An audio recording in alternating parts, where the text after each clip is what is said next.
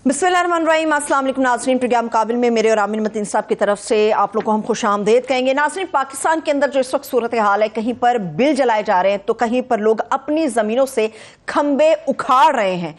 कमर तोड़ महंगाई है और ऊपर से बिजली के भारी भरकम बिलों ने अवाम का पारा भी चढ़ा दिया। मगर ऐसी सूरत हाल में हमारी मौजूदा केयरटेकर सेटअप और इसकी गवर्नमेंट क्या सोचती है, इसके ऊपर हम बात करेंगे। और दूसरा, इसके साथ साथ कि क्या निगरान हुकूमत अवाम को रिलीफ देने की अहलियत या फिर अगर कहा जाए कि गुंजाइश, इन दोनों चीजों में से कुछ भी रखती है, इसके ऊपर भी हम बात करेंगे। निगरान वज़ीर आज़म के नजदीक जो महंगाई है वो इतना बड़ा मसला नहीं है, उसकी क्या वजह है, ये भी आमिर साहब के सामने रखेंगे। आमिर साहब, एक पूरा एक जेनेरिक मैंने चीजें बताई हैं। आज हमारे निगरान वज़ीर आज़म काकड़ साहब ने इस्लामाबाद के अंदर बहुत सारे सहाफ़ियों को बुलाया हुआ था जो खामोशी से उनकी बात सुन रहे थे। उन्होंने कहा कि जी महंगाई इतना बड़ा मसला नहीं है कि मुल्क के अंदर पहिया जाम हड़ताल की जाए। मुझे ये बताइए, क्या महंगाई इतना बड़ा मसला है कि एक औरत अपने 4 छोटे बच्चे छोड़ के खुदकुशी कर लेती है, या महंगाई इतना बड़ा मसला है कि एक आदमी अपने समेत अपने बच्चों को, अपनी बीवी को जहर देता है और मर जाता है, या महंगाई इतना बड़ा मसला है कि चौक चौराहे में बच्चे बेचने के लिए एक आदमी खड़ा हो जाता है। मगर हमारा वजीर आजम कहता है कि महंगाई इतना बड़ा मसला नहीं है। कितना बड़ा मसला है ये? जी, मसला तो जो इससे गुजर रहा है उसको ही पता है, मगर जो वजीर आज़म हैं या उनकी काबीना है, उनको बहुत एहतियात से गुफ्तगू करना चाहिए। ये लोग इस वक्त बहुत ज़्यादा दर्द में हैं, बहुत तकलीफ में हैं। जितनी तनख्वाह नहीं है उससे ज़्यादा बिल आ रहा है, तो अल्फाज का चुनाव बहुत एहतियात से करना चाहिए। और इससे पहले आप देखें, फाइनेंस मिनिस्टर की स्टेटमेंट सेनेट में आ गई, सेनेट कमेटी में, बाद में उनको वजाहतें देनी पड़ी, जी मैंने ये तो नहीं कहा था। आज ये निगरान वजीर आज़म ने ये कह दिया है, तो जिस सियाको सबाक से आप बता रही हैं, तो उससे एक बड़ी तकलीफ सी होती है कि इनको इलेक्टेड गवर्नमेंट से ज़्यादा केयरफुल होना चाहिए। तो ये भी, इसकी भी आई एम श्योर कल वजाहत आ जाएगी। मैं बजाय इसके कि बार बार वजाहतें दें, तो पहले ही ये इस तरह का जुमला ना कहें कि जी वो इससे कोई महंगाई इतना बड़ा मसला नहीं है। भाई महंगाई ही तो मसला है, और मसला क्या है अगर महंगाई नहीं है। और ख़ास तौर पे जब ये महंगाई ये इतना वो कहते हैं ना, जैसे मल्टी हेडेड मॉन्स्टर बन चुका है इस वक्त, ये कि वो जो कई सरों वाला अज़दा मेरा कहा जा सकता है कि ये महंगाई एक सारा है, एक बेरोजगारी उसका सारा है, एक उसका सबसे बड़ा सर जिससे भुगत रहे हैं। सारों में तफसील बात करते हैं कि बिजली का, पेट्रोल का, ये सारे मसले इतने ज़्यादा हैं, और आईनी और सियासी बहरान उसके साथ साथ चल रहा है। तो ये इतना ज़्यादा, हम बार बार ये लफ्ज़ बहुत ज़्यादा इस्तेमाल होता है, मगर ये हम बड़े अरसे से लोग कह रहे थे कि जनाब ये एक जो है एक परफेक्ट स्टॉर्म बनता जा रहा है। और ये सारे फैक्टर्स को जब आप मिला देते हैं तो जाहिर है फिर कुल जो है, देखिए उसका नतीजा तो बड़ा खौफनाक है। ख़ास तौर पर कोई बाहर से देख रहा है उसके लिए भी खौफनाक है, जो लोग भुगत रहे हैं उनके लिए भी खौफनाक है। तो मगर एक ज़रूर है कि हमारा एक बड़ा एक तरीक़ाकार बन गया है कि जब तक कोई चीज़ हमारे सर पे ना आ जाए, हम उसकी बारीकियों पे नहीं गौर करते। फॉर एग्जाम्पल, लोड शेडिंग जब बिल्कुल बहुत बढ़ गई थी, 18-18 घंटे शुरू हो गई, तो हमें ख्याल आया, ओहो ये तो अब इसका कोई नतीजा निकालना पड़ेगा, इसका हल निकालना पड़ेगा। तो ये अब बिजली का भी मसला, ये काफ़ी सालों से हम पीट रहे थे कि जनाब ये IPP का मसला हल करें, ये कैपेसिटी चार्जेस जो है ये LNG को और ये कॉन्ट्रैक्ट्स को, बिजली के प्लांट्स को दिए जा रहे हैं। तो लोगों को ना ये कहते यार क्या कैपेसिटी चार्जेस करते रहते हैं, और ये क्या आप जो है ना IPP। तो अब जब लोगों की बिजली है तो आम आदमी भी इंटरेस्टेड हो गया कि हमें बताए तो सही हमारा कसूर क्या है, क्यों ये हो रहा है। तो अब बताया जा रहा है कि जिसके अंदर जो सारा मसला है सबसे बड़ा IPPs है। IPPs क्या, इंडिपेंडेंट पावर प्लांट। मैं नाज़रीन के लिए ज़रा आसान कर देता हूँ, वैसे तो अब तक सबको समझ आ चुकी है कि ये वो पावर प्लांट्स थे जिनको इस तरह की डील दी गई जिसमें से मुनाफाखोरी की गई, जो कि पाकिस्तान के साथ दुश्मनी की गई, कि प्लांट वो चले या ना चले तो उनको जो है ये पैसे मिलते रहेंगे। और ये साल से चलता रहा है सिलसिला। और ये पीपल्स पार्टी की गवर्नमेंट में, ये नून लीग की गवर्नमेंट में, हाँ PTI की गवर्नमेंट को आप ये जरूर क्रेडिट दें कि उनके दौर में थोड़ी सी कोशिश हुई, एक कमीशन बनाया गया जिसने अपनी प्रिलिमिनरी एक पहले की एक रिपोर्ट प्रिलिमिनरी दी, तो उस पे मगर अमल नहीं हो पाया।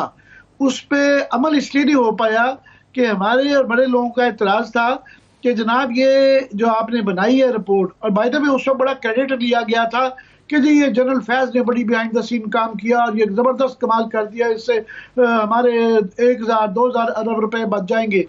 भाई वो नहीं हो सका, और उसके अंदर इसलिए नहीं हो सका कि वो जिन लोगों ने बनाई थी वो ही उसका बेनिफिशियरी थे। उसका सबसे बड़ा नुक्स ये था, जो आज भी है, कि फॉरेंसिक ऑडिट, यानी ये ऑडिट ही नहीं करवाया गया, क्योंकि उन पे बड़े इल्जाम थे इन IPPs पे कि ये जो ये फिगर्स दिखा रहे हैं कि इतना इन्होंने पेट्रोल ज़ाया किया, इतना वो किया, वो शायद खा गए पी गए काफ़ी हिस्सा, वो हमें पता ही नहीं है। तो वो आज तक जो है बगैर करवाए उनको पैसे दिए जा रहे थे। बहरहाल वो लटका हुआ है। और सूरत हाल ये है कि आप देखें, ये 100 रुपये से भी जब डील हुई थी, जब डॉलर 100 रुपये से भी कम था उसकी वैल्यू, और अब वो 300 गुना ज्यादा यानी 300 रुपये को क्रॉस कर गया है। तो इनका मुनाफा तो आप समझे पहले ही 300 गुना बढ़ चुका है। सो अभी ये कहा जा रहा है कि नहीं जी वो इंटरनेशनल कॉन्ट्रैक्ट्स हैं उनको नहीं छेड़ा जा सकता, क्योंकि उसके पीछे पाकिस्तान के ताकतवर तरीन इंडस्ट्रियलिस्ट जो है वो बैठे हुए हैं, और लोग पिस रहे हैं, अवाम पिस रही है, और उनको अभी भी हौसला नहीं किसी का पड़ रहा कि उन पे हाथ डाल सके, और कि नहीं जी हम नहीं कर सकते, वो देखे ना वो तो कॉन्ट्रैक्ट है। भाई उनको ये सीधी सीधी बात करके उनसे बात की जा सकती है और गुंजाइश निकल सकती है कि भाई मुल्क इस वक्त क्राइसिस में, अगर आपने ये पैसे बजाय इसके कि अवाम को ठोके जाएं ये पैसे, उनसे अगर कोई 700-800 अरब या 1000 अरब रुपए की रिलीफ ली जाती है कि सिर्फ मुनाफा कम कर दे, तो ये अवाम को ट्रांसफर किया जा सकता है। और अगर नहीं वो करते तो उनका एक ऑडिट करवाने की जरूरत है। उनके ऊपर ये कहें जी हम आपका भी हिसाब करते हैं, और रात से पहले उनके कान से मरोड़ के उनसे पैसे निकलवाए जा सकते हैं। ये उसका जो है फास्ट ट्रैक के ऊपर डाल के ऑडिट करवाएं, तो उनसे स्क्वीज करने पड़ेंगे, निकलवाने पड़ेंगे पैसे। तो ये सबसे बड़ा अब ये एकदम ज़हन में आ गया है। तो दूसरा जो है ऑफ कोर्स मैं देख रहा था फिगर्स कि ये जो हमें 51 रुपए की जो बिजली पर यूनिट मिल रही है, ये 16 रुपए तो इन IPPs को चले जाते हैं, 15 रुपए के टैक्सेस हैं, जिसके ऊपर नजर मारने की जरूरत है कि जनाब ये सेल्स टैक्स जो है, इनकम टैक्स भी जो है वो भी गलत है, कि जो वो भी पता नहीं क्वेश्चन है कि होना चाहिए, चलो मान लेते हैं। सेल्स टैक्स हर एक को, गरीब आदमी का क्या कसूर है कि उसको सेल्स टैक्स भी है। फिर तो ये 16 IPPs को चले जाते हैं, 15 रुपए टैक्सों में चले जाते हैं, 6 रुपए की बिजली चोरी हो जाती है। यानी कि ये जो चोरी करवा रहे हैं उनका जो इंतजामी जो आप कह सकते हैं कि नाकामी है या उनकी नालायकी है या करप्शन है, उसका खुमियाजा आम आदमी क्यों भुगते। फिर ये है कि पूरे के पूरे काफी इलाके हैं, डिस्ट्रिक्ट्स हैं, शहर हैं जहाँ पे 80% 90% लोग बिल ही नहीं दे रहे, और जो बिल नहीं दे रहे उसका खुमियाजा जो है दे रहे हैं उनको देना पड़ता है। भाई बंद करें उनकी बिजली, क्यों ये किया है। फिर कुछ इंडस्ट्रीज हैं जिनको अभी भी सब्सिडी मिल रही है, तो बंद करें ये वाला। तो ये बारीकियां हैं जो पहले गौर नहीं की गई, तो अब क्योंकि सर पे आ पड़ी है तो इन सारी चीजों पे बातचीत हो रही है कि जनाब कैसे किया जाए।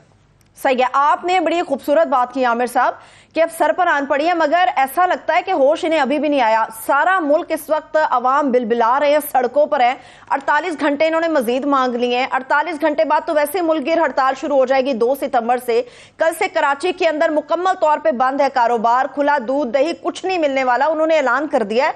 और यहाँ पर वापडा मुलाजमीन जिनको पहले पूरे साल में 10 अरब से जायद की मुफ्त बिजली दी जाती है, उनको नवाजने की और तैयारी, यानी कि 5 उंगलियां तो घी में थी, अब सर जो है ना वो कड़ाही के अंदर उन्होंने डाल दिया उनका। जी बिल्कुल, ये एक जुल्म है जो कि बड़े अरसे से जारी है। चले अभी मैं प्राइम मिनिस्टर निगरान को सुन रहा था, वो कह रहे थे कि 60% जो इसका पैसे दिए जाते हैं वो 116 को दिए जाते हैं, मगर उस पर शुक्र है किसी ने गौर करना शुरू कर दिया है। मगर ये जो खबर मैं अभी देख रहा था कि उनके अलाउंसेस बढ़ा दिए गए हैं, बजाय इसके कि उनको ये जो एक बिला तफरीक दी जाती है। यहाँ अमेरिका में, यूरोप में एक बड़ा सिस्टम है कि वो इवन वाइस प्रेसिडेंट को जो है वो अपना घर जो है वो किसी ब्यूरोक्रेट को, किसी वजीर को नहीं देते। हाँ, उसकी जगह पे तनख्वाह के अंदर वो एडजस्ट हो जाता है, कोई बहुत अहम हो। तो ये पूरा एक डिपार्टमेंट, क्योंकि वो बिजली बनाते हैं तो उनको बिजली मुफ्त मिलेगी।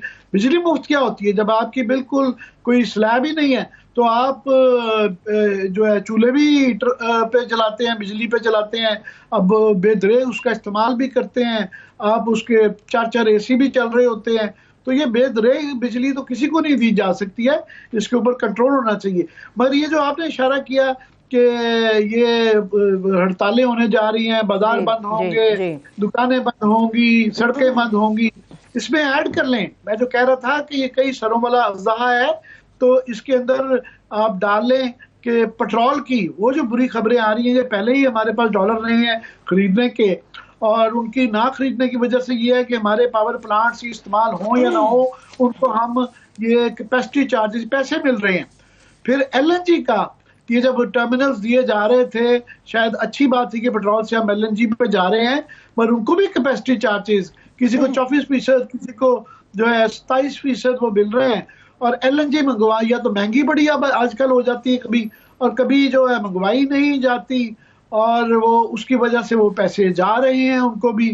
तो ये अब ये लेटेस्ट जो एक और बुरी खबर जो आज सुनने में आ रही है कि गवर्नमेंट ने अभी फिलहाल तो ये वजाहत दे दी है कि पेट्रोल की कीमत का सुना जा रहा है कि वो भी शायद बढ़ जाए। तो उन्होंने भी मैं देख रहा था कि वजाहत दी है कि शायद ना बढ़ाएं, मगर ऑयल रिफाइनरीज जो हैं तो उन्होंने कहा है जनाब अब हमें रिफाइन हम तब कर पाएंगे अगर हमें पेट्रोल मिलेगा।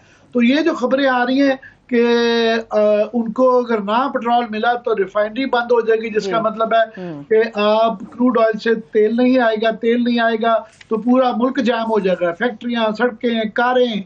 तो ये एक इतने क्राइसिस हैं कि बीच में साथ में एक और ऐड कर ले कि इन सारी चीज़ों का जो नुकसान हो रहा है वो आज मेरा ख्याल है बहुत तारीखी किस्म की एक जो स्टॉक एक्सचेंज में फॉल आई है 1700 पॉइंट की जी। अब ये एक क़यामत किस्म की वो है कि बेयकीनी का असर जो है डायरेक्टली पहले ही कोई हमारे पे एतबार नहीं कर रहा, हमें कर्जे नहीं दे रहा। जब ये मार्केट के ये खबरें जाती हैं कि जी इंटरेस्ट रेट बढ़ जाएगा जी, ये डॉलर का, डॉलर पे आ जाएं। डॉलर की अब ये बड़ी तकलीफ बात है कि हम एक इस्तारे के तौर पे श्रीलंका इस्तेमाल करते थे जी, ये हम श्रीलंका बनने जा रहे हैं। तो आज श्रीलंका ने कम से कम अपने क्राइसिस से गुजर के, मैं ये देख रहा था खबर कि उनका डॉलर का एक्सचेंज रेट हमारे से बेहतर हो गया है। हमारे यहाँ ओपन मार्केट में 324 तक जो है बिक रहा है और कई दफा महंगा भी, उनके यहाँ 320 पे डॉलर आ गया है। अफगानिस्तान हमारे से बेहतर है। इंडिया पहले हमारे से उनका एक्सचेंज रेट था कि हमारे 100 के जो है ना 200 के 100 इंडियन रुपये होते थे, अब वो हमारे 100 के 300 उनके 100 के हमें 300 350 रुपए तक 3-4 गुना 300-400% जो है ना वो हमारा एक्सचेंज रेट बांग्लादेश हमारे से बेहतर जा रहा है। पूरे खित्ते में जो है हमारी सबसे वर्स्ट, सबसे बुरी करेंसी है। तो ये जब डॉलर और इन चीजों का आता है, इसकी तमाम महंगाई बढ़ती है, बजाय इसके कि ये जो हल जो कि ये निकाले जा सकते हैं। और ये कहा जा रहा है कि जनाब ये IMF से तमाम माहिदों के बावजूद भी अगर ये सही तरीके से बात करें, 3 दिन की कैबिनेट के बाद इन्होंने कह दिया मीटिंग के बाद कि जी नहीं उनसे हमारे माहिदे हो चुके हैं। मेरा ख्याल है कि ये उनसे अगर बात की जाए कि वो क्या कहते हैं, वो कहते हैं जनाब उनकी डील में रहते हुए भी गुंजाइश है कि अगर आप इस मत से ये जो अमीरों को, बड़ी इंडस्ट्री को या IPPs को दी जा रही हैं और बड़े खर्चे हैं, उससे काट के आप अगर अवाम में ट्रांसफर कर दें कि जनाब आप फिक्र ना करें, जो आपसे वादा किया हुआ है रेवेन्यू वो उतना ही रहेगा, हम सिर्फ यहाँ से निकाल के यहाँ डाल रहे हैं, अमीरों को देके गरीबों को दे रहे हैं। खास तौर पे ये जो 300-200 रुपए पर यूनिट वालों को जो है ठोक दिया हुआ बिल। तो सुना है कि अब 3 दिन बाद कैबिनेट आज ये इस तरफ जा रहे हैं कि जी गौर कर रहे हैं वो कि ये 400 या 300 यूनिट वालों के ऊपर जो है उनको ये माफ कर दिए जाए ये टैक्सेस, तो उनका कोई रेट थोड़ा सा बेहतर हो जाए। तो ये विभिन्न IMF के साथ ये सारे जो माहिदों के अंदर रहते हुए गुंजाइश जो निकलती है वो तो निकालनी चाहिए। ये बहाना कि जी हम निगरान गवर्नमेंट कर नहीं सकते, ये कोई बहाना नहीं है, नालायकी है। वैसे आमिर साहब माजरत, ये जो निगरान हुकूमत आई है, जितनी भी पिछले केयर टेकर सेटअप गुजर चुके हैं उनसे ज्यादा इख्तियारात इस निगरान गवर्नमेंट के पास है। जहां तक बिजली के बिल की बात रह गई है, वो भी निगरान वजीर आजम साहब कह चुके हैं बिजली के बिल हर सूरत आप लोगों को देने पड़ेंगे, क्योंकि हमने एग्रीमेंट्स किए हैं, उनको पूरा करना होगा। चलिए मुझे इंट्रोड्यूस कराने दीजिए। बहुत कम पाकिस्तान के अंदर जो सियासतदान है उनकी आवाजें ऐसी रह गई हैं जो पार्टी से निकलकर अवामी बात करते हैं। इस वक्त जीडीए की रहनुमा सायरा बानो साहिबा ने मुझे ज्वाइन किया। बहुत शुक्रिया सायरा साहबा, थैंक्स सो मच आपके वक्त के लिए। जी आमिर साहब। जी बस मैं सायरा बीबी से भी पूछता हूँ, मैं सिर्फ एक ऐड कर दूँ, एक चीज़ जो रह गई जो कि बहुत ही खतरनाक है कि ये पाकिस्तान के अब वही एक्सचेंज जो यूनियन है उसके मलिक बुस्तान साहब हैं, वो मेरे ख्याल पाकिस्तान के सबसे अहम आदमी बन गए हैं। वो वज़ीर आज़म से भी जो ज़्यादा अहम ओहदा उनका हो गया है कि सारी दुनिया उनकी तरफ देखती है कि उन्हीं के पास जो है ना इस सारे मसले का हल है, क्योंकि डॉलर मेन फैक्टर है। और मेरे अभी रोंगटे खड़े हो गए हैं उनकी, अभी मैं सुन रहा था मोहम्मद मालिक साहब के प्रोग्राम में, वो फरमा रहे थे कि जनाब, उनसे पूछा गया कि जनाब ये डॉलर को कैसे कंट्रोल करना है। मैंने कहा जनाब ये डॉलर जो खतरनाक हद तक जो ये ऊपर जा ही जा रहा है और इस नहीं रोक पा रहा है, ये हमारी नालायकी, कोताही और करप्शन है। जानबूझ के ये या कर नहीं सकते या कर नहीं पा रहे या इनको अकल नहीं है कि 4 अरब डॉलर के करीब उन्होंने कहा कि ये कंटेनर्स जो अलाउ की हुई हैं बगैर एलसी के जो है आ रहे हैं, स्मगलिंग ये नहीं रोक पा रहे। और ये जो ठीक है चले वो जरूरी था कि बाहर की कंपनियां यहाँ से जा रही थी कि उनको प्रॉफिट हिस्सा नहीं देना था, पर वो भी जरा महदूद होना चाहिए था। सबसे जो खतरनाक बात की उन्होंने, उनका जनाब एक्सचेंज रेट, जो एक्सचेंज की कंपनियां हैं डॉलर की, उनके बाहर जो है वैगनर ट्रक खड़े हुए हैं, वो बोलियां लगा लगा के डॉलर बेच रहे हैं। सो अगर वो एक ऐसी चीज है कि अगर 2 सिपाही या 2 जो है FIA वाले बजाय इसके सिर्फ सियासतदानों की ठुकाई करते रहे, PTI को रगड़ा लगाते रहे, तो इनको वो ट्रक नहीं नजर आ रहे जो मलिक बुस्तान साहब बता रहे हैं कि बोलियों में ट्रक और वैगनों के अंदर डॉलर ला के हर एक्सचेंज कंपनी के बाहर वो बोलियां लगा के बेच रहे हैं कि आ जाए जो है ना यहाँ पे 2004 रुपए का डॉलर ना लें, हमारे से ले, हम 20 पे भी देंगे, 25 पे देंगे, 300 पे, और लोग उनसे धड़ाधड़ खरीद रहे हैं। कोई कंट्रोल नहीं है, मादर पिदर आजाद है। तो बिल्कुल मैं ये बताना चाह रहा हूँ। अब मैं सायरा बीबी से की तरफ आ जाता हूँ। सायरा बीबी, बहुत शुक्रिया कि आप हमेशा हमारे लिए वक्त निकालती हैं। ये सारे मामलात पे तो हमने जो हालात है गौर कर लिया, मगर बसका खेल गुफ्तगू ये है कि आज मैं पीपल्स पार्टी के बयानात सुन रहा था और फिर MQM ने वो महंगाई के खिलाफ और बिजली के खिलाफ आज जो है वो जुलूस निकाल दिए और वो तकरीरें कर रहे थे कि ये अगर ना ठीक किया गया तो हम पता नहीं क्या कर देंगे। और नून लीग के भी इस तरह के आ रहे हैं, महंगाई बहुत हो गई। तो ये लोग जिन्होंने ये सारी पॉलिसियां बनाई, 16 महीने में ये मुल्क का ये सत्यानाश कर दिया, वो चोर मचाए शोर करके जब शामिल हो जाएं तो हम इसको क्या समझें? कैसे देखती हैं आप? सर ऐसे ही देखती हूँ कि जैसे वो जैनब केस हुआ था कि उसके कातिल ने पहली सफ में खड़े होकर नमाज जनाजा अदा की थी, करके ये सब कुछ गए हैं। अगर इसके बिल्कुल ये जो बिजली का बहरान है इसको शुरू से देखा जाए तो इन सब पार्टियों का बकदरे क्या कहते हैं, इन्होंने अपना हिस्सा डाला हुआ है, अपनी सब चीज़ें की हुई हैं। 16 माह इनको इन चीज़ों का ख्याल क्यों नहीं आया जो आज मतलब ये समझ रहे हैं कि अवाम बेवकूफ़ हैं। ये मीडिया का दौर है, आपकी एक चीज़ होती है वो भूलते नहीं है लोग। और आज ये एहतजाज, मुझे तो ये समझ नहीं आ रही कि एहतजाज की कॉल आई एम सॉरी किस मुंह से दे रहे हैं। MQM को तो छोड़ दीजिए, आप हर हुकूमत का हिस्सा होती हैं और हर दफ़ा उनको मसाइल का सामना होता है कि उनके साथ जुल्म हो गया। पीपल्स पार्टी जो 16 महीने इक़्तिदार में थी, अहम मिनिस्ट्रीज उनके पास थी, हर फैसले में उनके साथ थी, और उनके बयानात हैं कि शहबाज शरीफ नून के इतने वज़ीर आज़म नहीं है जितने हमारे वज़ीर आज़म हैं। तो ये एहतजाज किससे कर रहे हैं? ये बज़ाहिर एहतजाज वैसे तो आपको महंगाई के ख़िलाफ़ लग रहे हैं, ये एहतजाज किसी और कुव्वत के सामने कर रहे हैं कि खुदारा 90 दिन के लिए इलेक्शन करवा दें, क्योंकि इक़्तिदार से दूरी सही नहीं जाती। और जो इस वक्त सिंध में हालात हुए जो पकड़ धक्कड़ और ये नैब और ये एहतसाब का एक वो क्या कहते हैं बात चल रही है, उससे उनको परेशानी ज़्यादा है। लेकिन जिम्मेदार यही लोग थे, इन्होंने 16 माह कुछ रिलीफ नहीं दिया।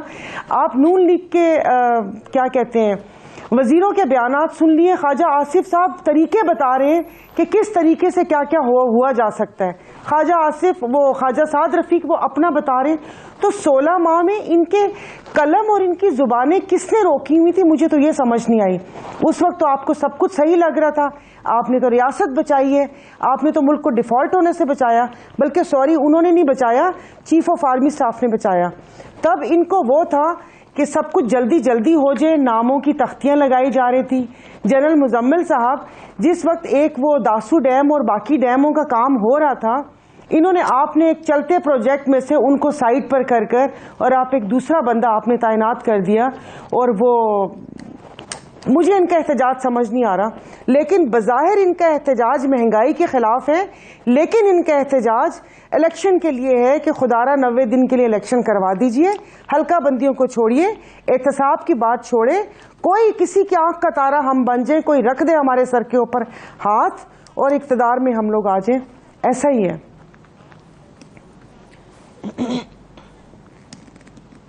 ये बिल्कुल आपने बड़े अच्छे तरीके से बयान किया। ये पीपल्स पार्टी का तो इसको मज़ाक़ खेज़ी कहेंगे कि ये सीसीआई वाली मीटिंग में का मर्दमशुमारी वाला क्लॉज डाल के कैबिनेट में बैठ के खुद फैसले करवा के और उससे रिलेटेड जो कवानीन में तब्दीलियां करवा के अब वो कह रहे हैं कि 90 दिन के अंदर इलेक्शन है। तो आप सिंध से एमएनए थी, तो हमें समझाएं कि ऐसा क्या हुआ है कि उनको भी 90 दिन का एकदम ख्याल आ गया कि 90 दिन के अंदर इलेक्शन बड़ा जरूरी है। देखिए ना, वो जब आप इलेक्शन कमीशन को इख्तियारात दे रहे थे और केपीके और पंजाब में जो आइन और कानून की वो क्या कहते हैं जो हुआ हशर हुआ, एक गैर आइनी और गैर कानूनी हुकूमतों को आपने सपोर्ट किया है, तो अब आपकी तरफ बारी आई है तो आपको आइन याद आ गया, आप आइन की अलमबरदार जमात बन रहे हैं। और मसला ये है कि अभी आपने देखा होगा काफ़ी सारे लोगों के नाम, इनके वुज़रा के नाम, जिनकी कहानियाँ यहाँ सिंध में ज़ुबान ज़दे आम है, उनका नाम दरअसल ECL में डाला गया और थोड़ा सा उनके फ्रेंड्स मैन और चीज़ें वीज़ें इधर उधर से हुई हैं और काफ़ी रिपोर्ट्स वगैरह आई हैं जिसमें मतलब इदारों की रिपोर्ट्स में कुछ जगहों के नाम भी लिए हुए। तो शायद उनको इस बात की परेशानी है कि ये एहतसाब का अमल कहीं कुछ और मोटी गर्दनों तक ना पहुँच जाए, और यही मसला है। बाकी अगर CCI की मीटिंग थी और इन्होंने बोला कि उन्होंने हमें यकीन दहानी करवाई थी, ये कोई बच्चों का खेल थोड़ी था कि बच्चों को बोला कि टॉफ़ी दे दी कि ये ले अभी चुप कर जाओ, बाद में तुम्हारा काम कर दूंगा। ऐसे थोड़ी है कि आप अभी साइन कर दें, बाद में 90 दिन का देखा जाएगा। नून लीग का तो स्टैंड बहुत क्लियर है और पीपल्स पार्टी के लोगों ने ही मुझे वेरी नेक्स्ट डे 15 फरवरी डेट बताई थी। किसी से पूछा था मैंने, उन्होंने कहा था कि 15 फरवरी डिसाइड हुई है। जब आपके खुद मेंबरान ने मुझे बताया है कि 15 फरवरी और हम सुन भी 15 फरवरी रहे, तो फिर ये 90 दिन का क्या ये अवामी ताकत दिखाना चाहते हैं? क्या किसी को आंखें दिखाना चाह रहे हैं कि अवाम की कुव्वत लेकर हम लोग क्या सड़कों पर होंगे और कारोबार ज़िंदगी मुअत्तल करेंगे या ये करेंगे? पता नहीं। लेकिन बस ये कि मैं तो कहती हूँ एहतसाब का अमल होना चाहिए, इलेक्शन हो, लेकिन वो क्या कहते हैं शफाफियत भी हो उनमें। और समझ नहीं आ रही कि इलेक्शन के बाद होगा क्या, क्योंकि कोई भी ऐसी जमात नहीं है जिसको 2/3 अक्सरियत मिले। तो वापस ये हंग पार्लियामेंट बनेगी और फिर कुंडी साहब बोलेंगे कि अगर हमारे वजीर आजम होते तो ये फैसले ना होते, और सदीकी साहब वो कहते हैं कि सिर्फ नून का वजीर आजम था, बाकी तो हमने इधर उधर से उधार लिए हुए थे कंपाला वगैरह से। तो फिर एक दूसरे के ऊपर इल्ज़ाम लगाएंगे, तो अगले 5 साल भी हमें यही सुनने को मिलेगा। समझ नहीं आ रही कि अल्लाह जाने क्या लिखा है इस मुल्क की किस्मत में। अल्लाह पाक किसकी तरफ, वो कहते हैं ना, मैली निगाह करने वालों की आंखें निकाल दे। अफसोस ही किया जा सकता है। और मुख्तदर हलकों से दरख्वास्त की जाती है कि खुदारा इसको तजर्बा गाह ना बनाए।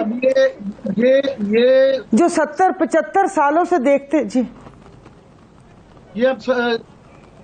जी सॉरी जी, ये अब इसका मतलब है कि दुआ से ज्यादा दुआओं का ही सहारा लिया जा सकता है कि बस अल्लाह से ही दरख्वास्त की जा सकती है। इंसानों के बस की बात इन्होंने छोड़ी नहीं है। आपने अभी कहा कि 90 दिन का इलेक्शन, ये जो इलेक्शन टाइम पे होना ये शायद मुनासिब हाल है, और ये भी कहना शुरू हो गए हैं सुप्रीम कोर्ट ने आपकी बात को आप पहले भी कहा था, फिर दोबारा अब ये इलेक्शन कमीशन जो रिव्यू के लिए गया दोहराया है कि जनाब आइन के अंदर 90 दिन का ही बात है। तो आप ये जो कानून का हमें हवाला दे रहे हैं इलेक्शन कमीशन का, जिसके अंदर आपका ये इख्तियार नहीं है, और ये आइन की तशरीह का हमारे पास ये सुप्रीम कोर्ट का इख्तियार है। ये आज ही खबरें छपी हुई हैं और आज ही के दिन में अभी प्राइम मिनिस्टर निगरान वजीर आजम ने ये कहा है कि जनाब हमने लॉ मिनिस्ट्री से पूछा है कि कानून के मुताबिक ये इलेक्शन कमीशन का इख्तियार है। तो जब आप कह रही हैं जब का, बाद की बात क्या होगा? जब का तो तब होगा, ये अब क्या होगा कि जब खुद निगरान वजीर आजम कह रहे हैं कि सुप्रीम कोर्ट जो है बेसिकली अखज़ कर सकते हैं, वो कह रहे हैं कि वो गलत कह रहे हैं। सर सुप्रीम कोर्ट बिल्कुल सही कह रही है कि आइन 90 दिन। तो मैं पूछना चाह रही हूँ कि पाकिस्तान के नक्शे में कहीं पंजाब और केपी के इसी नक्शे में है ना? क्योंकि मैंने कहीं बचपन में ही देखा था, उसके बाद तो कोई इतना देखा नहीं कि अभी तक इसी नक्शे के अंदर है। तो वहां पर क्या था? आप वो वाला फैसला आज आ रहा है कि इलेक्शन 14 मई को ही होंगे। भाई केड़ी 14 मई, वो टाइम तो लंघ गया। और अभी जब इन्होंने जमातों ने दिमाग बनाया हुआ है, नून लीग तो वो कहते हैं कि साफ, वो कहती है कि आइन में ये है कि डिलिमिटेशन, ये मर्दमशुमारी और उसके बाद हल्का बंदियां और नई हल्का बंदियों से ही होंगे। कुछ ना कुछ हो जाएगा, मुझे समझ नहीं आती। वो आपने कहा ना कि अब क्या होगा, तो वो कहते हैं ना की होया है, कुछ नहीं होया है, की होना है, कुछ नहीं होना, की हो सकता है, कुछ ना कुछ तो होंदा ही है। तो वो ऐसे ही है जो मुन्नू भाई ने नज़म पढ़ी थी। ये मुन्नू भाई की नज़म जो आपने पढ़ी है, इसके अंदर एक और इसका शेर भी है कि होंदा नहीं जो तू चाहता है वो नहीं होना, करना पैंदा है, करना पैंदा है। इश्क मरन ਲਈ करना पैंदा है, इश्क समुंदर तरना पैंदा है, जीने ਲਈ मरना पैंदा है। कर दूं, वेरी वेल सेड। मगर ये मुझे बताएं, जीने नहीं मरना पैदा है, तो यहाँ मरने के लिए तो कोई तैयार नहीं है, वो जीने भी नहीं दे रहे। मगर मैं एक चीज पे आपसे जानना चाहता हूँ कि पहले बताया जा रहा है कि जी वो डिसाइड हो गया कि बिलावल प्राइम मिनिस्टर बनेंगे, फिर कहा जी नहीं ये शहबाज शरीफ साहब क्योंकि बहुत ताबेदार आदमी ये बनेंगे। अभी ये 2-4 दिन से आवाजें आनी शुरू हो गई हैं कि लोग कह रहे हैं हम आपको अंदर की खबर दे रहे हैं कि अगला वजीर आजम नवाज शरीफ होगा। ये एकदम से नवाज शरीफ साहब के गुब्बारे में हवा कैसे भरी जा रही है, क्यों भरी जा रही है? पता नहीं सर, ये मैं तो इतने सालों में यही देखते हुए आ रही हूँ कि बयानिया बनाया जाता है, एक बंदे को एक सिंहासन पे बिठाया जाता है, उसकी ऐसी ऐसी करामात हम लोगों को दिखाई जाती हैं कि यही बंदा इस मुल्क को कौम के लिए बेहतर है। वही मैं कह रही हूँ कि आई एम सॉरी, एक प्रोग्राम में किसी ने मुझसे पूछा था और मैंने यही कहा था कि रिश्ते वालों को बड़ी बहन के बजाय छोटी बहन पसंद आई। फिर उनकी नज़र पुप्पो की बेटी पे पड़ी कि नहीं पुप्पो की बेटी ज़्यादा अच्छी है। अब मुझे नहीं पता कि शायद बड़ी बहन ने एहतजाज किया है कि ऐसे कैसे, रिश्ता जब बड़ी बहन के लिए आया तो बड़ी बहन ही होगी, बिरादरी वाले बीच में पड़ गए होंगे। बाकी ये कि दोस्त ममालिक, भैया दोस्त ममालिक के मामलात में हम बोलते हैं, दोस्त ममालिक को कितनी दिलचस्पी है हम लोगों से।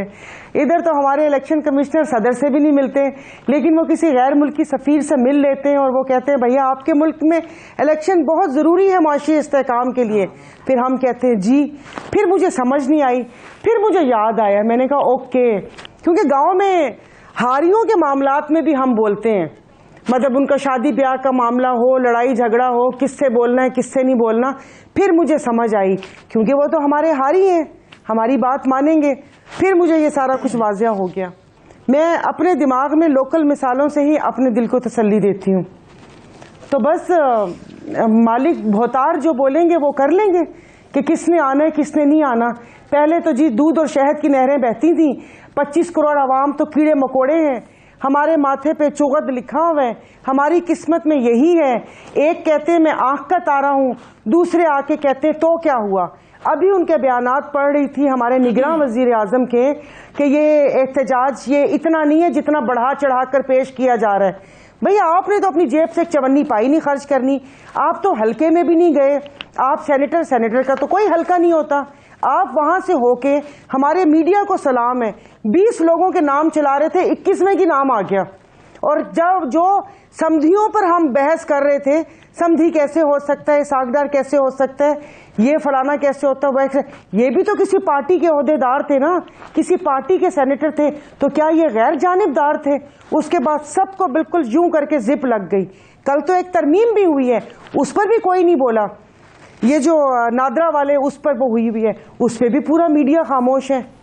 हम बाकी इधर उधर की चीजें तो दिखा रहे हैं। हम कराची के शेर का दिखा रहे थे कि एक शेर आवारा बना घूम रहा था बिल्ली की मानंद, और उसको वाइल्ड लाइफ ने पकड़ के डाल भी दिया जू में।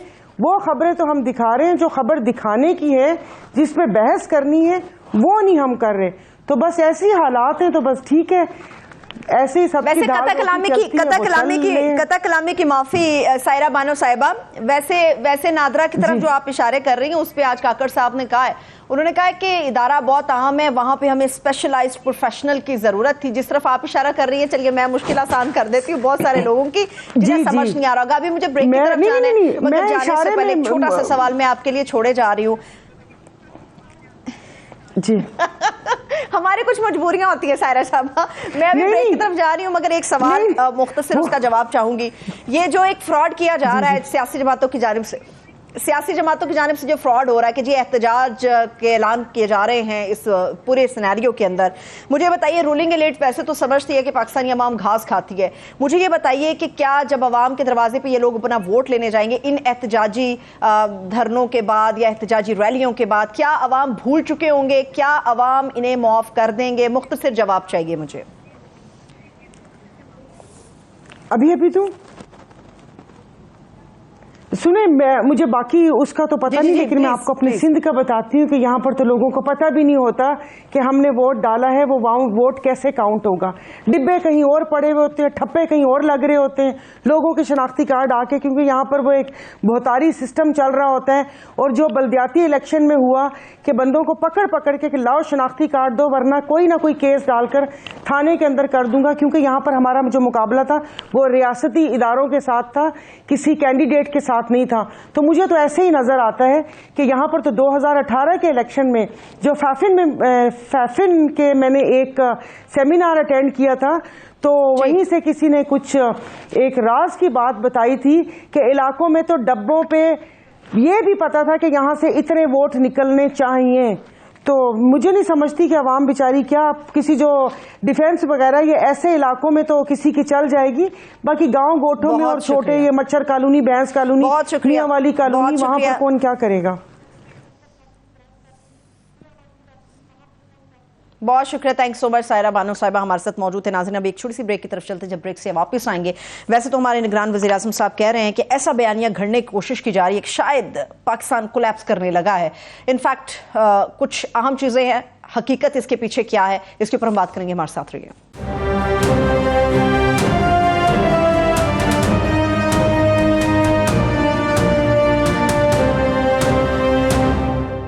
ब्रेक के बाद एक बार फिर से खुश आमदेद कहेंगे। पहले सेगमेंट में आमिर साहब के रिमार्क से, और हम सब जानते जैसे ही शरह सूद बढ़ाने के हवाले से, स्टेट बैंक के हवाले से खबरें सामने आई, तो आज की जो हेडलाइन थी वो ये थी कि स्टॉक एक्सचेंज क्रैश कर गई। ये हेडलाइंस थी। इस वक्त पाकिस्तान के अंदर हमारी करेंसी तबाह हाल है, पाकिस्तान की मैशियत किस तरफ जा रही है, कौन से इनिशिएटिव्स फौरी तौर पर लेने की जरूरत है, इसके ऊपर बात करने के लिए माहिर मुआशियात हारून रशीद साहब ने हमें ज्वाइन किया। बहुत शुक्रिया हारून साहब, थैंक यू सो मच आपके वक्त के लिए। ओवर टू यू आमिर साहब। अरुण शरीफ साहब, ये हम कुछ अर्से बाद मुझे लगता है कि एपी टेप चला देते हैं कि हम वही सवाल करते हैं कि इतना बुरा क्राइसिस पहले नहीं आया था और इसका क्या हल होगा। तो आपका भी मोरलेस वही जवाब होता है कि बुनियादी बातें तो बड़ी बेसिक हैं, पता नहीं उसको हम क्यों कॉम्प्लिकेटेड करते हैं। तो बजाय इसके कि मैं दोहराऊं कि अब क्राइसिस मजीद बढ़ गया है और डॉलर जो है, हम श्रीलंका से भी पीछे चले गए हैं, स्टॉक चेंज 1700 पॉइंट गिर गई है, और बिजली के वजह से, पेट्रोल की वजह से लोग सड़कों पे आ रहे हैं। लगता है सारा खैबर तक कराची जो है ना, इस बात का इम्कान हो सकता है कि आज़ाद मदीद ख़राब हो जाए और पहिया जाम होना शुरू हो जाए। तो प्लीज़ ज़रा हमें ज़रा बताएं कि मौजूदा जो बहरान है, ये मल्टी हेडेड, ये क्या है और क्या इसका क्या हल हो सकता है गिवन सिचुएशन में। देखिए आमिर साहब, बहुत शुक्रिया। पहले तो बड़ी एक फंडामेंटल बेसिक चीज है जो मैं रिपीट करूंगा। दो चीजें जिस पे पाकिस्तान बिल्कुल रिफॉर्म नहीं कर पाया, एक हमारा बजट का खसारा है और एक हमारी बैरूनी अदायगियों में अदम तवाज़ुन है। अब सवाल ये पैदा होता है, इसलिए हम बार बार IMF के पास जाते हैं। अब ये जो करंट, लेकिन अभी आप स्लाइड देख रहे हैं कि हमारा जो रुपया है आज ओपन मार्केट में और हवाला में वो 330 को क्रॉस कर गया है डॉलर के अगेंस्ट।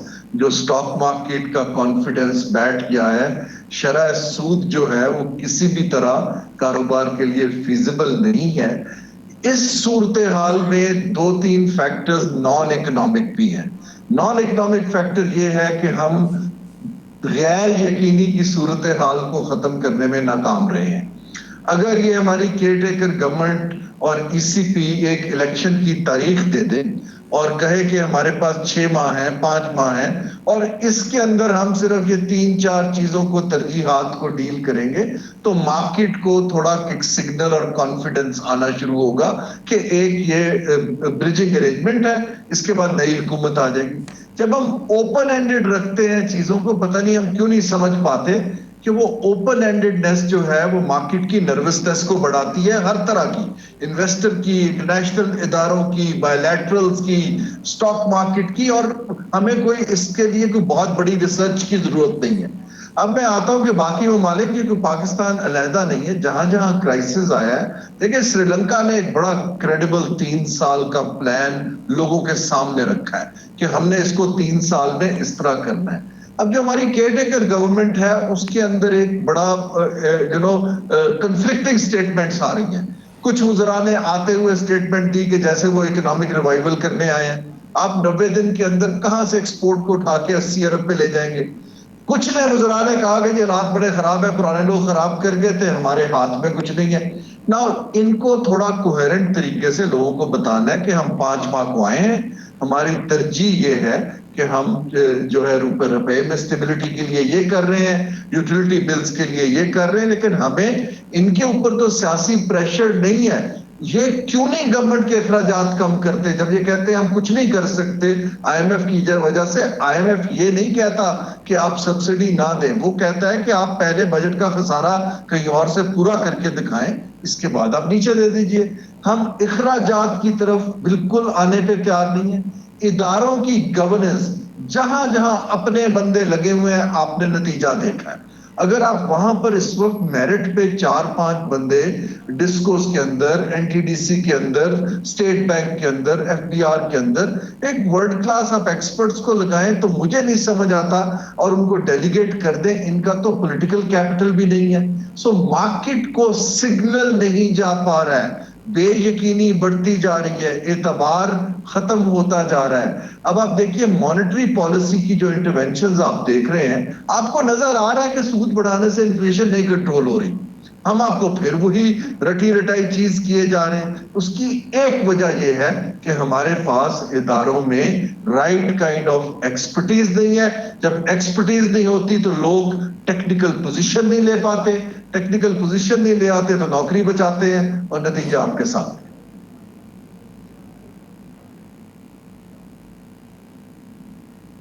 ये आपने कहा कि IMF को कब उन्होंने कहा है कि सब्सिडी ना दें, बल्कि IMF क्या वर्ल्ड बैंक और ये तमाम डोनर एजेंसियां कहती हुई हैं खुदा के लिए आप अपने निचले तबकात को जो है फोकस करके कोई ट्रांसफर करें ऊपर वाले तबकात से।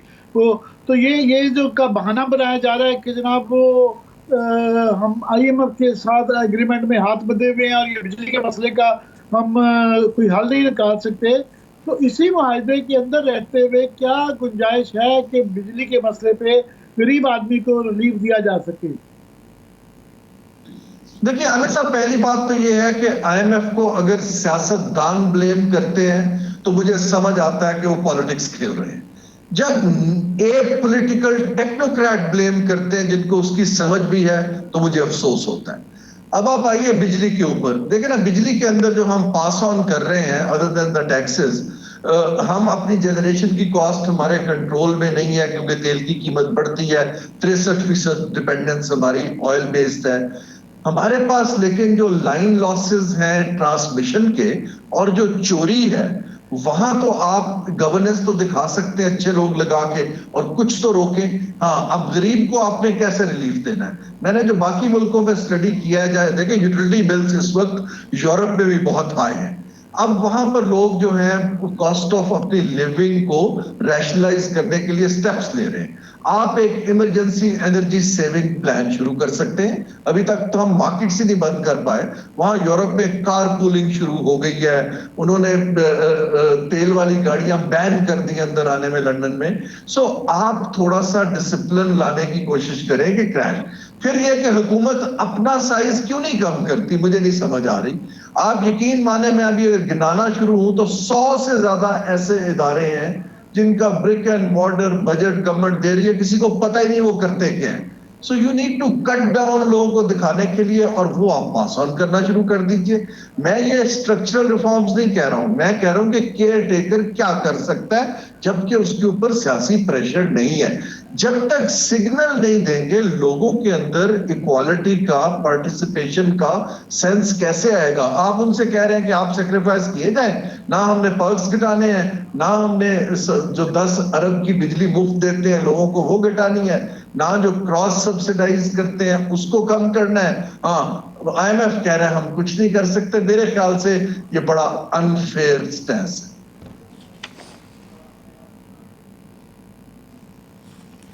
ये आज मैं मलिक बोस्तान साहब की स्टेटमेंट सुन के परेशान हो गया हूँ कि उन्होंने कहा कि डॉलर क्यों ना ऊपर जाए, कि एक्सचेंज कंपनियों के बाहर उन्होंने कहा जी वैगन ट्रक खड़े हुए हैं डॉलर लेके और बोलियां लगा के वो सस्ते रेट पे बेच रहे हैं। तो ये जो डॉलर का इशू है पर्टिकुलरली, एक तो कह लिया जी पॉलिटिकल रीजन है कि बेयकीनी है, इंस्टेबिलिटी है। एक ये है कि इंतज़ामी मसला है, जिस तरह ये मलिक बोस्तान जिसकी तरफ इशारा कर रहे हैं। एक ये कहा जा सकता है कि जी गलत मालियाती पॉलिसीज की वजह से है। आप क्या समझते हैं इनमें से कौन सा ज़्यादा बड़ा फैक्टर है कि something of all these factors? जी, मेरे हिसाब से देखिए, ये एक जो इस वक्त करेंसीज की हमारी पैरिटी के इश्यूज हैं, ये एक बहुत ही स्पेशलाइज्ड एरिया है दुनिया में। ये वो लोग डील कर सकते हैं जिनको पता हो कि ग्लोबल इकोनॉमीज के अंदर क्या हो रहा है, कहाँ पैरिटी बदलती है, उसका इम्पैक्ट क्या है। अनफॉर्चुनेटली हमारे पास अपने मालियाती इदारों में ऐसी एक्सपर्टीज नहीं है, और ना ही मैं फाइनेंशियल इकोनॉमिस्ट हूं जो मैं इसको डिटेल में जाऊं। अब जो मेरी एक तजुर्बा है 16-17 ममालिक का, मैं अभी भी यही कहता हूं कि जब भी आप दिखाते हैं अपनी हुकूमत की कोऑर्डिनेशन का लैक, फ्रेगमेंटेशन, मिक्स्ड मैसेजेस, गैर यकीनी, स्पेकुलेटर्स जो हैं वो फौरन से पेशतर मार्केट को कैप्चर करना शुरू कर देते हैं।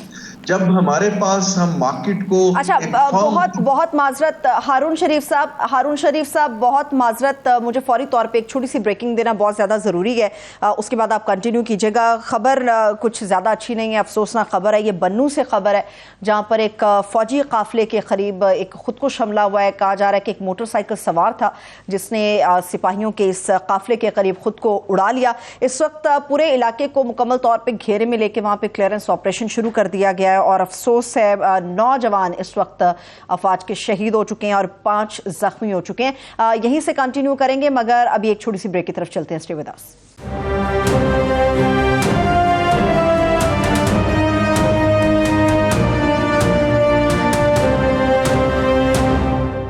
ब्रेक के बाद एक बार फिर से खुश आमदेद कहेंगे। वक्त मेरे पास कम है हारून साहब, मैं चाहूंगी आप सम अप इसी तरह से कर दें, मुझे ये बता के कि अगर शॉर्ट टर्म में हम बात करते हैं केयर टेकर सेटअप के होते हुए, तो कौन से ऐसे इनिशिएटिव्स लेने की अशद जरूरत है कि फौरी तौर पर रिलीफ जो है वो पब्लिक तक पहुंच सके? जी, 2-3 जो गैर यकीनी के लिए इलेक्शन की तारीख का अनाउंस करें, और अपने जो प्रोजेक्ट्स हैं उनको रिव्यू करें। बजट में अभी 9 माह रहते हैं। इंफ्रास्ट्रक्चर, सड़कें, पुल, जो MNAs को पैसे एलोकेट हुए हैं उनको फ्रीज करें। उससे आप गरीब को और मुतवसत तबके को सब्सिडी दीजिए। ना IMF उसके ऊपर एतराज करेगा, ना कोई और इन द मेन टाइम आपके पास जो कुछ माह हैं आप कुछ अच्छे लोगों को बुला के प्लान करके अगली हुकूमत को एक डायरेक्शन देने की कोशिश करें। मुल्क को 3 से 6 माह में ठीक नहीं किया जा सकता, अपनी तरजीहात बनाएं। इसके अलावा, और ये मैसेज क्लियरली कम्युनिकेट कर दें, इसके अलावा मार्केट्स कुछ नहीं मांग रही हैं। बाकी जो हमारे मुल्क के अनफॉर्चुनेटली, जैसे आपने अभी खबर दी है, हमारी असल तवज्जो रियल इश्यूज की तरफ जानी जरूरी है। और ये जो हम पेटी पॉलिटिकल पावर गेम्स में हैं, आई होप कि हम इससे बाहर निकल पाए। बहुत शुक्रिया, थैंक्स सो मच। हारून शरीफ साहब हमारे साथ मौजूद थे। जी आमिर साहब, आखिरी मेरे पास 1 से 1.5 मिनट बाकी है। जी, पहले तो मैं बहुत ज़्यादा ये अफसोसनाक बनू वाला अपने साने की खबर दी है, और बिल्कुल मैं हारून शरीफ साहब से ये एग्री करता हूँ कि ये वो मसाइल हैं जिनको हमें सबसे पहले देखना चाहिए। और ऑलरेडी यहाँ पे एक मल्टीपल क्राइसिस और बहरान ये चल रहे हैं, उसमें आखिरी चीज़ जो लास्ट चीज़ हम ऐड कर सकते हैं वो खुदा न खास्ता इस तरह के वाक़यात हैं, तो इन पे फोकस करें, वरना पहले ही इतनी बेयकीनी है तो ये इससे बहुत ज़्यादा हालात और बेकाबू हो जाएंगे। और बिल्कुल जो आप कहते हैं जी टेक्नोक्रेट जो करते रहते हैं, हालांकि माजी का हमारा तजर्बा नहीं अच्छा रहा ये टेक्नोक्रेट भाइयों का, मगर इनसे टेक्निकल सोल्यूशन चाहिए। और वो टेक्निकल सॉल्यूशंस क्या होते हैं कि आपने गिवन सिचुएशन में जो भी आपके जैसे भी हालात हो उसके अंदर एक आपने सॉल्यूशन देना होता है कि इस मसले का ये शॉर्ट टर्म में इतना टाइम है और इसमें ये हल निकाला जा सकता है। प्रॉब्लम ये है कि हमें ये नहीं पता कि इनके पास टाइम कितना है, ये मसला नहीं हल हो रहा कि ये इनके पास 90 दिन है, 180 दिन है कि 480 दिन है। तो वो उसका अगर तयन हो जाए कि टाइम कितना है और क्लियरली रोड मैप इलेक्शन का आ जाए, तो पहला तो बिल्कुल हारून साहब बिल्कुल सही फरमा रहे हैं कि इलेक्शन की डेट और उसका होना ही सबसे बड़ी बेयकीनी का बास बन रहा है। तो उसको पहले क्लियर कर लें। ये कहना कि जी सुप्रीम कोर्ट का फैसले के बावजूद कि नहीं जी ये इलेक्शन कमीशन का इख्तियार है, तो ये इलेक्शन कमीशन को जो है ना, इनको कुछ फाइनली वो काफ़ी डील हो गई, काफ़ी इन्होंने इस मुल्क के अंदर गंद डाल लिया। इनकी बागें खींचने की ज़रूरत है कि अपनी ये आईनी हदूद और जो है हैसियत में रहें, और जो है इनका जो बुनियादी काम है इलेक्शन वक्त में करवाना, ना कि रुकवाना। तो मेरा ख्याल है कि आज के जो ऑब्जर्वेशन आई है सुप्रीम कोर्ट की, कल को ये राजा साहब को कंटेम्प्ट में गवर्नमेंट को वो डाल तो रहेंगे जी हमें गवर्नमेंट ऑफ द डे ने रिसोर्सेज नहीं दी थी, पर इन्होंने जो हरकत की हुई है प्रेसिडेंट की तरफ जी हम मिल नहीं सकते, ये खुद डेट देते रहे हैं, डिले करते रहे हैं, कभी ना कभी ये मेरा ख्याल है इंशाल्लाह ये कंटेम्प्ट में बुलाए जाएंगे और पूछा जाएगा इनसे कि जनाब आपने ये हुक्म अदुली क्यों की थी। सही है, ठीक है, बहुत शुक्रिया, thank you so much Aamir Mateen आपका भी। जाते जाते नाजरीन, एक अहम चीज़, निगरान वज़ीर आज़म साहब ने यह भी इल्ज़ाम लगाया कि बढ़ा चढ़ाकर जानबूझकर मायूसी फैलाई जा रही है। शायद उन लोगों के लिए तरफ ये इशारा था जो अवामी मसाइल को बहुत ज़्यादा उजागर कर रहे हैं, मगर मैं भी एक सवाल उनके लिए छोड़े जा रही हूँ। बदकिस्मती ये है कि पाकिस्तान में इस वक्त दूध और शहद की नहरें तो बह नहीं रही कि हम ये कहें कि पाकिस्तान में हर कोने के अंदर दूध और शहद की नहरें बह रही हैं, हर कोने के अंदर अवामी एहतजाज हो रहा है। तो डेफिनेटली अवामी एहतजाज की हम बात करेंगे। मुझे इजाज़त दीजिए, अपना बहुत सा ख्याल रखिए, खुदा हाफिज़।